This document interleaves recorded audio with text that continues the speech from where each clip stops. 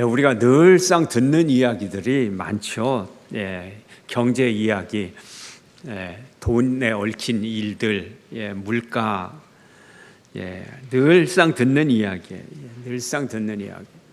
오늘은 탐욕에 관한 이야기입니다.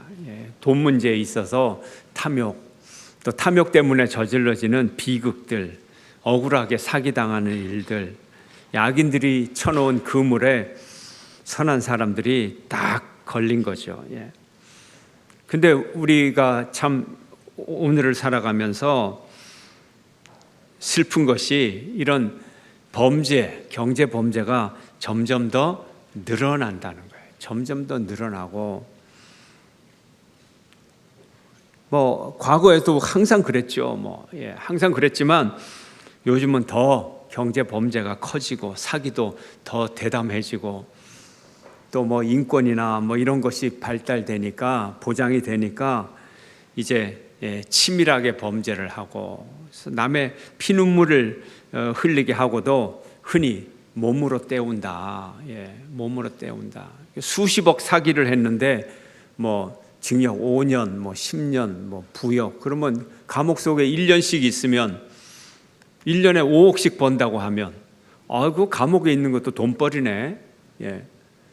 그래서 고등학생들에게 너 1년에 2억 줄 테니까 감옥에 1년씩 가 있을래? 가겠다는 거예요. 통계적으로 나왔어요. 퍼센트가 꽤 됩니다. 여기에 이제 우리가 문제가 되는 거죠. 어떤 세상에 죄인이 없겠어요? 어떤 세상에 범죄가 없었겠어요? 그런데 그것이 멀쩡한 사람도 돈만 주면 뭐든지 하겠다. 이런 여러분들이 통계를 보셨을 거예요.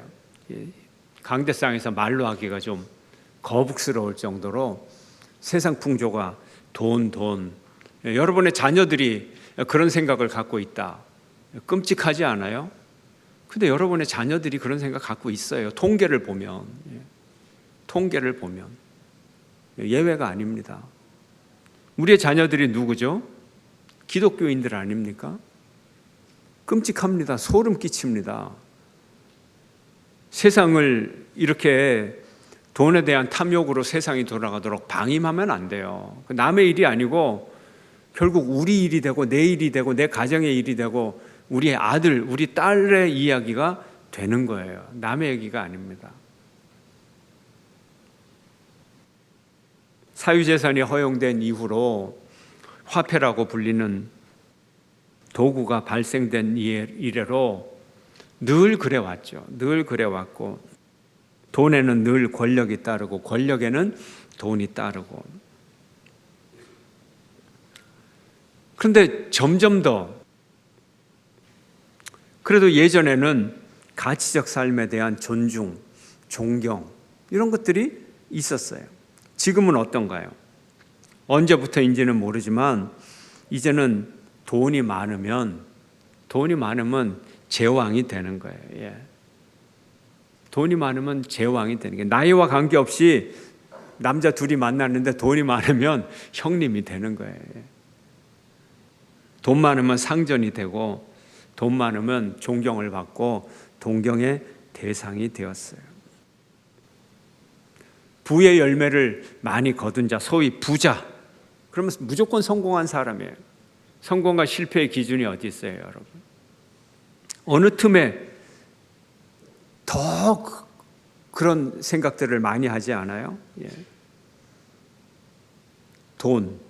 돈이 성공과 실패의 기준점. 돈 많으면 성공자, 가난하면 실패자.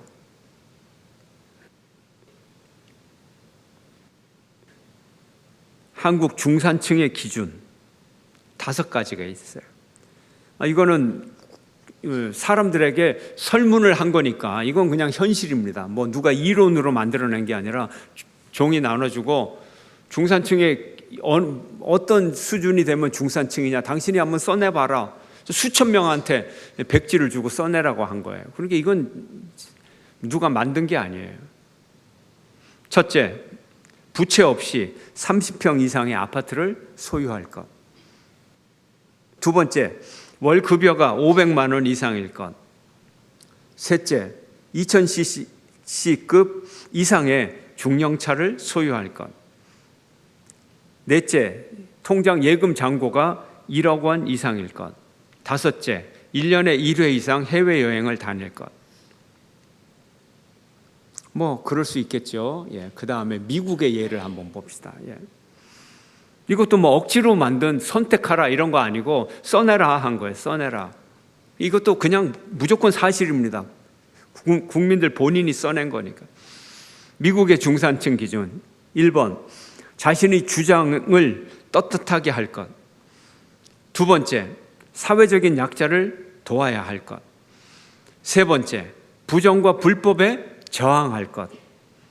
네 번째, 정기적으로 받아보는 비평지가 있을 것. 잡지, 예, 아주 수준 높은 잡지의 구독자가 될 것. 이런 얘기예요. 뭔가 좀 느끼셨어요, 여러분? 프랑스를 한번 볼까요? 프랑스. 첫 번째, 외국어를 하나 정도는 할 수 있어야 함. 둘째, 직접 즐기는 스포츠가 있어야 함. 셋째, 다룰 줄 아는 악기가 있어야 함. 네 번째, 남들과는 다른 맛을 낼 수 있는 자기만의 요리를 하나 가지고 있어야 함. 다섯째, 사회적 공분에 의연히 참여할 것. 여섯째, 약자를 도우며 봉사활동을 꾸준히 할 것. 이제 좀 뭔가 대한민국 국민으로 살아가는, 대한민국이라는 땅에 살아가는 우리 인간들이 어떤 모습인지 그 마음 속의 모습이 본질이 보이지 않아요? 속에 뭐가 들어있나요? 옆에 사람 한번 보세요. 대구중앙교회도 그러나요?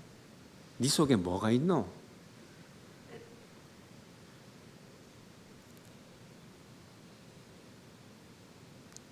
한국의 중산층의 조건, 다시 돌아갑시다. 뒤에 설교가 필요 없네요. 제 원고는 많이 써왔는데. 첫째, 부채 없이 30평 이상의 아파트를 소유할 것. 뭐예요? 돈. 둘째, 월 급여가 500만 원 이상일 것. 돈. 2000cc 이상 중형차를 소유할 것. 폼입니까? 예술입니까? 이게 돈입니까? 돈. 통장 예금 잔고가 1억 원 이상일 것. 돈. 1년에 1회 이상 해외여행을 다닐 것. 돈. 인간의 조건. 대한민국에서 살아가는 인간의 조건. 돈. 한 가지도 돈 아닌 거 없어요. 돈 없으면 대한민국에서는 인간이다 아니다. 중산층이라고 하는 것은 단순히 중산층, 경제적인 중산층을 의미하는 것이 아니라 그 사회에 모범된 스테레오타입을 얘기하는 거예요. 그러니까 대한민국에서 가장 모범적인 스테레오타입은 돈. 5번 얘기하면 되는 거예요. 그러면 돈에서 하나라도 빠지면 모범상이 아니죠. 대한민국에서는 실패한 인간이고 쪼다 같은 인간이고 머저리 같은 인간이에요. 제가 지어낸 얘기 아니죠. 이건 사실이니까. 미국의 중산층의 기준, 자신의 주장에 떳떳할 것, 자아의 주장, 뭐 사회적인 거예요. 주장을 사회적인 거, 사회적 약자를 도와야 함, 사회적인 것, 정의. 세 번째, 부정과 불법에 저항할 것, 사회정의. 정기적으로 받아보는 비평지가 있을 것, 사회정의를 위한 교양을 쌓아가는 사람. 서부 영화를 보면 무법자가 두 부류가 나옵니다. 무법자가. 범죄 그룹이 무법자죠. 그리고 또 다른 이색적인 무법자가 등장을 해요. 이 사람도 법을 초월해요. 근데 이 사람은 어느 편에 서 있어요? 정의의 편에 서 있어요. 권총도 잘 쏘고요. 예. 정의를 이뤄요. 예. 그래야 서부 영화가 끝나요. 예. 괴짜, 보안관보다도 더 총을 잘 쏘는, 보안관도 불법에 사로잡히고 패배하고, 그래서 자기 감옥에 자기가 보안관이 잡혀 있잖아요. 그래도 이 무법자는 정의를 이뤄요. 카타르시스가 일어나요. 한국의 영화 보면 주인공들은 다 비극의 주인공이에요. 총 맞아서 다 죽어요. 프랑스의 중산층 기준. 어떻게 살아가면 프랑스에서 잘 사네, 저쯤 살면 성공한 거네. 그게 뭐라고요? 외국어 하나 정도는 할 수 있어야. 외국어 되게 못하죠, 프랑스 사람들. 그러니 외국어 하나쯤 갈고 닦으려면 얼마나 힘들겠어요? 그래도 기준이 외국어 하나, 문화적인. 두 번째, 직접 즐기는 스포츠가 있어야 돼요. 이것도 문화적인 거죠. 예, 그런 건강에 관한 거. 세 번째, 다룰 줄 아는 악기가 있어야 돼요. 예술. 네 번째, 남들과는 다른 맛을 낼 수 있는 요리를 만들어야 돼. 나만의 요리를 갖고 있어야 돼. 이건 낭만적인 삶의 기쁨과 좀 즐기는 게 있어요. 예. 네 번째, 다섯 번째, 사회적 공분에 의연히 참여할 것. 예. 그래서 프랑스 혁명이 프랑스에서 제일 먼저 일어났죠. 사회적 정의. 여섯 번째, 약자를 도우며 봉사활동을 꾸준히 할 것. 역시 사회적 정의, 정의를 넘어서는 책임지는 행동. 우리의 머릿속을 좀 해부해봐야 되는 거예요. 그래서 역설적이지만 예수님의 설교를 듣고 제일 많이 은혜 받는 나라는 누구가 돼야 돼요? 어느 나라가 돼야 돼요? 한국 사람이 돼야 돼요? 미국 사람이 돼야 돼요? 프랑스 사람이 돼야 돼요? 오늘 이 예수님의 돈에 대한 설교를 가지고 은혜를 받아야 될 사람은 대한민국 사람이에요. 어쩌면 하나님, 예수님이 우리 대한민국을 이렇게 사랑하고 있습니까? 이렇게 사랑하고 있어요. 제일 은혜를 많이 받아야 될 백성들이거든요. 그래서 한 사람이 왔어요. 예수님 보고 선생님 13절 함께 읽겠습니다. 13절 시작. 무리 중에 한 사람이 이르되 선생님, 내 형을 명하여 유산을 나와 나누게 하소서 하니 예수님에게 찾아와서 유산을 나눠달라. 예수님, 왜 예수님 보고 유산을 나눠달라? 예수님은 재판관이 아니잖아요. 당시에 랍비들이 이런 상담을 많이 했어요. 그래서 지혜를 짜내서 율법에 의해서 판단도 하고 하나님의 말씀을 지켜야 되니까 또 지혜도 짜내고, 그래서 가정에 여러 갈등이 있을 때 랍비들이 많이 해결을 해 주었습니다. 그래서 예수님에게 유산에 대한 갈등을 해결해 달라고 그렇게 부탁을 한 거죠. 근데 예수님의 이 태도가 이상합니다. 14절 함께 읽습니다. 시작. 이르시되 이 사람아, 누가 나를 너희의 재판장이나 물건 나누는 자로 세웠느냐 하시고, 뭐 그냥 그러냐 이렇게 해야 되는데 예수님이 퉁명스럽게 대답을 합니다. 내가 뭐 재판장이냐? 내가 뭐 네 유산 상속 그 나누는 그거 하냐? 그거 아예 법정에 가서 고발해갖고 재판받아서 해라, 이런 얘기예요. 그래서 앞에 중산층 얘기를 하면서 여기서 이 사람아 할 때 오늘 이 시대에 예수님이 뭐라고 얘기했을까? 이 사람아, 그리고 그 다음에 뭐가 붙었을까요? 이 대한민국 사람들아. 아마 이렇게 예수님이 붙었을 거예요. 이 사람아, 이 대한민국 사람들아, 정신 좀 차려라. 자, 이렇게 얘기를 했습니다. 그런데 사실은 이 12장에 보면 지금 이 개인 상담 시간이 아닙니다. 예수님이 휴식하실 때 한 사람이 찾아와 그래야 되는데, 지금 이 상황은 12장에 나와 있는 상황은 수천 명의 사람들이 예수님 앞에 모여들어서 예수님의 말씀을 듣는 그 상황 속에 예수님이 설교하고 있는데, 지금 이렇게 말이죠. 이렇게 예배 중에 설교하고 있는데 한 사람이 와가지고 큰 소리로 마이크로 다 들리도록 예수님, 제가요 우리 형하고 이 유산 가지고 싸운 그 갈등을 하고 있는데 예수님 해결해 주세요. 어떻게 해야 될까요? 지금 그러고 있는 거예요. 마이크로 이제 막 소리가 나가는 거예요. 그럼 여러분들은 어떻게 생각하시겠어요? 저 사람 좀 돌았나? 도대체 뭐 하는 거야 도대체? 그런 상황이에요. 그러니까 지금 이 사람은 어떤 상황이냐? 지금 예수님이 어떤 상황이고 그 상황과 관계없이 뭐에만 몰두하고 있다. 오로지 유산의 문제에만 몰두하고 있다. 이게 최고예요. 다른 사람이 어떻게 생각하든, 예수님이 어떤 상황이건, 지금이 예배 중에 있건 설교 중에 있건 아무 상관이 없는 거예요. 지금 그 얘기를 듣고 싶은 거예요. 예. 엄청 자기중심적이죠. 예. 굉장히 몰두해 있는 거죠. 아무 문제도 들리질 않아요. 탐욕에 사로잡혀 있는 거죠. 사도 바울은 말합니다. 골로새서 3장 5절에 그러므로 땅에 있는 지체를 죽이라. 음란과 부정과 사욕과 악한 정욕과 탐심이니 탐심은 우상숭배니라. 오늘 이 본문의 주제는 탐심이고, 예수님도 탐심이라는 단어를 분명하게 말씀을 하셨거든요. 우상숭배에 대해서 말씀하고 있는 것입니다. 우상숭배가 무엇입니까? 우상숭배의 특징은 자기중심적인 거예요. 우상숭배의 가장 큰 특징은 자기중심적, 이기적, 이것이 우상숭배의 가장 큰 특징이에요. 그러므로 우상숭배는 반드시 탐욕적인 거예요. 그래서 탐욕적인 것은 반드시 우상숭배고, 우상숭배는 반드시 탐욕적으로 흘러갈 수밖에 없는 거예요. 그래서 우상숭배가 죄악이고, 그래서 탐욕이 죄악인 거예요.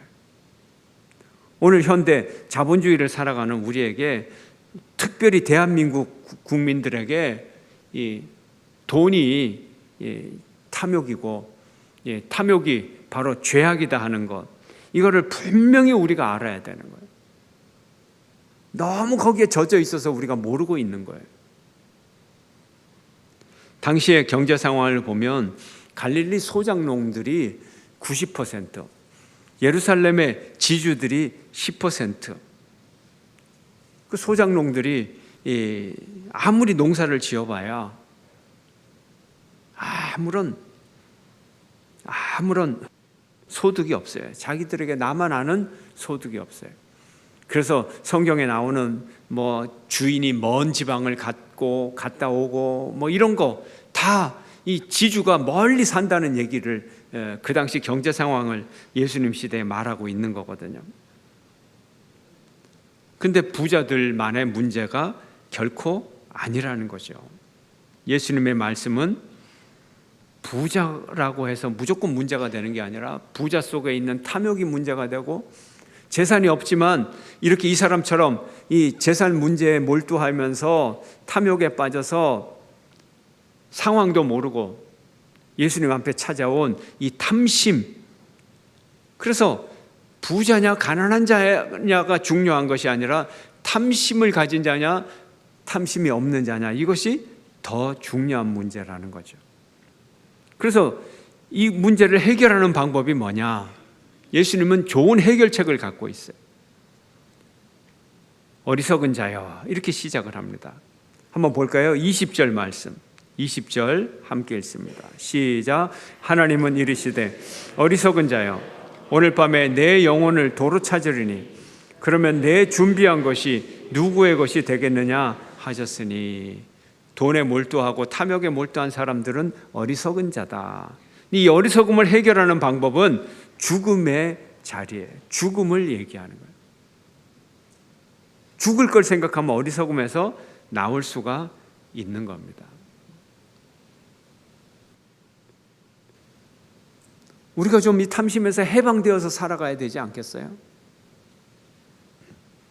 미국의 최고 부자 2,500명에게 설문조사를 했어요. 당신의 가장 큰 걱정거리가 뭡니까? 2,500명 예외 없어요. 넘버 1, 돈 문제. 최고의 걱정거리가 재산 문제라는 거예요. 그런데 예수님은 뭐라 그래요? 아주 간단하게 대답합니다. 이들을 향하여서 죽음은 끝이다. 세상 사람들이 쉽게 죽음은 끝이다 그 말씀하고 예수님이 죽음은 끝이다 하고 물론 무게감이 다르죠. 의미가 다르죠. 그러나 예수님은 죽음은 끝이다. 자, 우리가 2020년도를 시작하면서 희망이 있어요. 2019년 12월 31일 하고 2020년 1월 1일 하고 마음가짐이 달라요. 1월 1일 되면 희망이 있어요. 꿈이 있어요. 그런데 2020년도를 시작하면서 내가 12월 31일을 맞지 못할 거야. 올해 안에는 나는 반드시 죽을 거야. 그리고 그럴 상황이라고 한번 생각을 해보세요. 그럴 상황이라고. 지병을 갖고 있는데 이게 마음대로 다룰 수 없는 그런 상황이다. 본인이 알잖아요. 올해 연말 안 될 것 같아. 한 2-3달 정도만 살아도 큰 은혜야. 가정을 좀 해보자는 거죠. 전혀 달라집니다. 세상에 바라보는 눈이 전혀 달라지고, 비록 2020년도 새해가 밝았다고 하지만 전혀 달라집니다. 예수님이 그렇게 말씀하시는 거예요. 그런데 예수님은 연말까지는 네가 못 살 거야가 아니라 뭐라고 말씀하세요? 언제 목숨을 가져간다고요? 오늘 밤에. 지금 엄청 탐욕에 찌든 이 형제의 갈등을 가진 이 사람. 근데 단순히 이 사람이 아니라 그 당시에 이스라엘의 거의 모든 사람들, 없는 사람은 없어서 탐욕에 빠지고, 있는 사람은 있어서 탐욕에 빠지고, 그리고 비유로 말씀하시는 이 부자, 엄청 사업이 잘 되고, 농사를 하면 농사에 대박이 터지고, 장사를 하면 장사가 대박이 터지고, 창고를 1년에 5배씩 새로 지어야 되는 대박 터지는 성공한 사업가. 근데 이 사람을 향하여 예수님이 뭐라고요? 오늘 밤에 네 생명이 끝난다. 이렇게 말씀하는 거예요. 그러면 그 다음 얘기는 끝나는 거죠. 예수님이 교훈하실 필요가 없죠. 이제는 알아서 다 하는 거예요. 알아서 다 하는 거예요.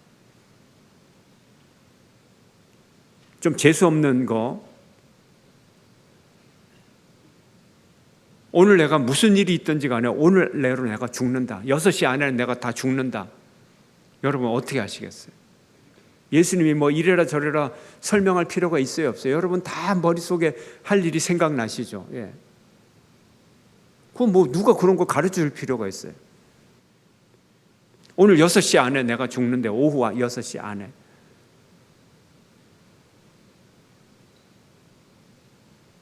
이 사람처럼 랍비어, 내가 6시 안에 죽는데 그 안에 무슨 일을 할지 저에게 알려주십시오. 예수님 찾아갈 필요 있어요?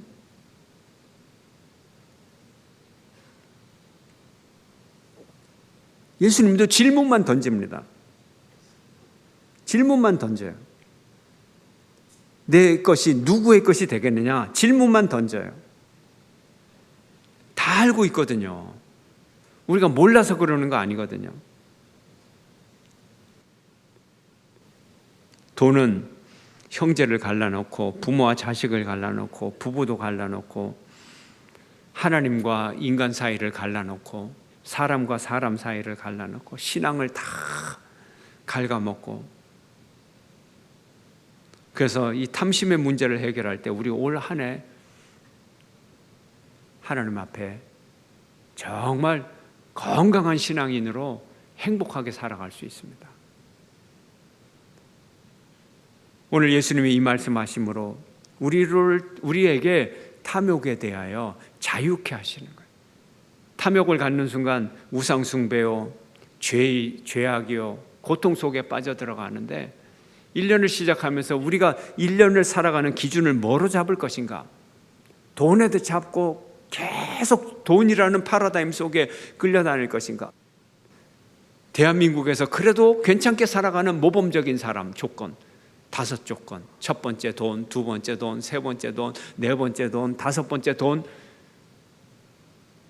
행복할 수 있겠습니까, 여러분? 자신 있습니까? 한번 계속 그렇게 살아보실 겁니까? 올해도 2020년도도 한번 도전해봐서 한번 멋지게 돈에 대한 메달 5개를 한번 해보시렵니까? 아니면 예수님의 말씀처럼 오늘 밤에 네 영혼을 찾을 거다. 계속 돈 하며 살 거냐? 그래도 약간 우리를 부끄럽게 하는 이웃이 있잖아요. 미국 사회정의, 프랑스, 와 낭만적이에요. 개성도 있고, 재미도 있고, 사회정의도 있고. 그쯤 닮아가서 살아볼까요? 아니면 예수님의 말씀처럼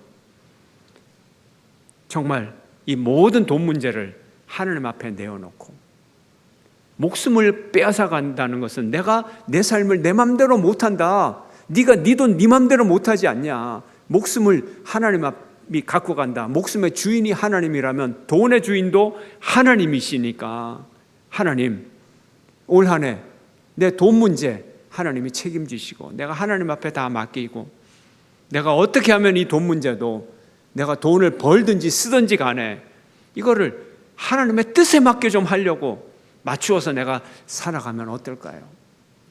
우리의 서원이 좀 그래야 되지 않겠어요? 소원 얼마 주세요. 액수까지 적시해서 얼마 주세요. 그래서 내가 내 소비 생활을 만족해야 되고 또 올해 여러 가지 국가적인 일들이 많잖아요. 우리가 좀 기독교적으로 살아가면서 우리가 어떻게 세상 사람하고 똑같은 가치 기준을 가지고 살아가요? 뭔가 달라도 달라야죠. 우리는 정치 세력이 아닙니다. 우리가 이 중에서 정치한다 그래서 와가지고 교회에서 정치하는 사람이 있습니까? 우리는 정치하는 사람이 아니에요. 분명히 정치하고 거리감이 있습니다. 우리의 목적이 다르기 때문에. 그러나 우리는 목적이 무슨 권력을 갖는다든지 뭐 돈을 더 번다든지 그런 목적이 아니잖아요. 우리는 말씀에 의해서 세상을 바라보고 예수님의 뜻과 하나님의 뜻에 의해서 세상을 바라보기 때문에 우리 눈에는 세상이 세상 사람들보다 더 잘 보여야 돼요. 더 깨끗하게 보여야 돼요. 그게 우리의 장점 아닙니까? 그렇잖아요? 그렇다면 우리가 세상을 더 밝게 만들 자격이 있는 거예요. 그럴 능력이 있는 겁니다. 세상 사람들 다 자기 입장에서 살아가잖아요. 자기한테 유익되는 거, 말도 베베 비틀고 진실도 왜곡되고 뻔히 빨간 건데 파란 거라고 그러고 파란 걸 빨간 거라고 그러고 지들 멋대로 그러잖아요. 근데 우리는 기독교인들은 하나님의 뜻으로 바라보니까 빨간 건 빨갛게 보이고 파란 건 파랗게 보이잖아요. 기독교인만이라도 탐심을 물리치고 정직하게 살아가면 이 세상이 변합니다. 왜요? 이 세상에 다수가 세상을 바뀔 것 같아요? 변화시킬 것 같아요? 아닙니다. 소수가 바꿉니다. 세상을. 왜요? 캐스팅 보트라는 거 있잖아요. 뭐든지 간에 다수라서 바꾸는 거 아닙니다. 소수라도 바꿀 수 있어요. 그리고 소수가 더 쉽게 바꿀 수 있어요. 왜요? 다수는 큰 흐름 때문에 바뀔 수 없어요. 바뀌기 힘들어요. 대한민국 중산층의 기준, 탐심의 기준이 다수가 어느 세월에 이걸 바꾸겠어요? 돈에 찌들은 인간들이. 이거 바꿀 수 있는 거는 소수의 기독교인들이 문화도 바꿀 수 있고 역사의 흐름도 바꿀 수 있고 그러는 거예요. 용기를 내시기를 바랍니다. 그리고 좀 똑바로 살아갑시다. 2020년도. 용기를 가지고. 크리스천이 세상 사람하고 어떻게 똑같아요? 그리고 공부도 열심히 하고 성경 공부도 열심히 하고 하나님이 뭘 원하시는지 세상 사람들이 이 말하면 휙 가고 저 말하면 휙 가고 잘 분석해 보면 맨짱 거짓말인데 근데 왔다 갔다. 하나님이 원하시는 정직한 영혼을 가지고 세상을 바라보면 보여요. 2020년도 여러분의 영혼이 밝아지기를 축원합니다. 세상을 똑바로 볼 수 있기를 축원합니다. 그리고 세상 속에서 탐욕에 빠지지 않고 정말 하나님의 사랑이 이 세상에 퍼져나가고 하나님의 정의가 이 세상에 퍼져나가고 그것을 위하여 헌신하는 저와 여러분이 되시기를 주의 이름으로 축원합니다.